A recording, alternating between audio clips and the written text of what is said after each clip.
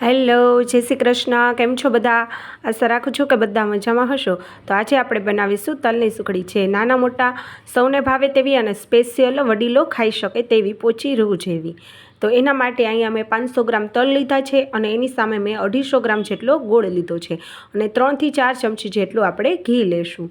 હવે આ રીતની એક જાડી કઢાઈ લઈ અને પહેલાં આપણે તેલને શેકી લેશું.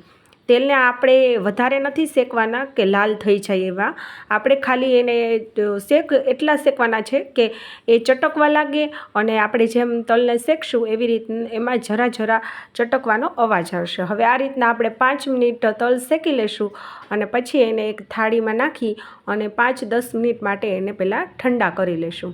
હવે આ રીતના તલ આપણા ઠંડા થઈ જાય પછી આપણે મિક્સર જારમાં નાખી અને આપણે એનો પાવડર બનાવી લઈશું આ રીતનો.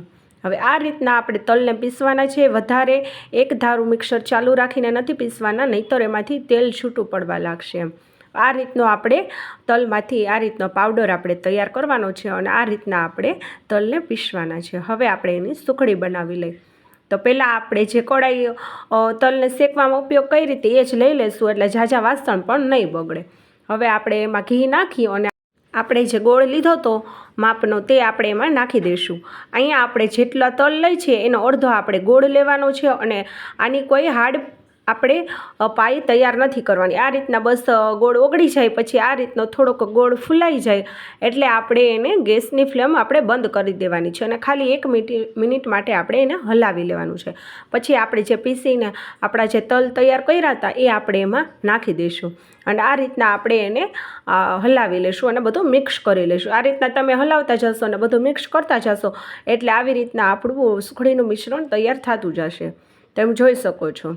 હવે આપણે એક થાળીમાં આપણે એમાં જરાક 2-3 ટીપા તેલ લગાવી અને આપણે એમાં બધું જ આપણું સુખડીનું મિશ્રણ એમાં નાખી દઈશું અને એકદમ સરસ પ્રેસ કરીને આ રીતના આપણે એમાં સેટ કરી લઈશું અને ખાલી 2-3 મિનિટ માટે એને ઠંડુ કરી અને પછી આપણે આ રીતના આપણે એમાં કાપા કરી અને આપણે સુખડીના પીસ પાડી લઈશું આ રીતના.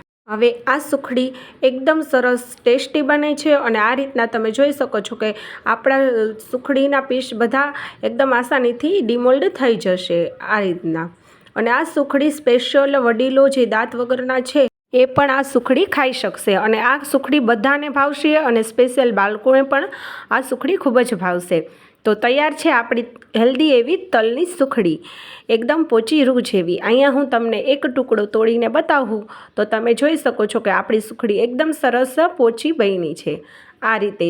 તો તમે પણ મારી આ રીતે આ તલની સુખડી એકવાર જરૂરથી ટ્રાય કરજો. જો તમને મારા રેસિપીના વિડીયો ગમતા હોય તો વિડીયોને એક લાઇક અને ચેનલને સબસ્ક્રાઈબ જરૂરથી કરજો.